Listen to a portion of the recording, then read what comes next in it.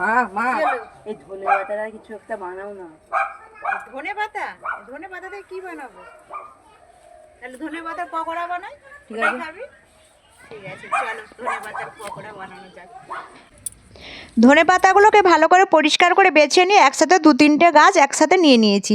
এদিকে নিয়ে নিচ্ছি 1 বাটি আটা, 1 বাটি কর্নফ্লাওয়ার, গোটা জিরে, কালো জিরে, পরিমাণ মতো নুন আর লঙ্কা হলুদের গুঁড়ো দিয়ে ভালো করে অল্প অল্প জল দিয়ে একটা ঘন করে ব্যাটার বানিয়ে নিয়েছি। এদিকে কড়ার তেল গরম হয়ে গেলে ধনে পাতাটা ওই ব্যাটারের মধ্যে কোট করে নিয়ে তেলের মধ্যে ছেড়ে দিয়ে উল্টে পাল্টে লাল লাল করে ভাজা ভাজা করে নিলে হয়ে যাবে রেডি ধনে পাতার পকোড়া। বন্ধুরা, আমি নিজে কখনো ভাবতেই পারিনি যে আটা দিয়ে ধনে পাতার পকোড়া এত সুন্দর বানানো যায় বলে। খেতে কিন্তু খুবই দুর্দান্ত হয়েছিল, মুচমুচো খাস্তা হয়েছিল। আপনারা চাইলে এইভাবে বানিয়ে খেতে পারেন। রেসিপিটি ভালো লাগলে কমেন্ট করে জানাবেন। টাটা।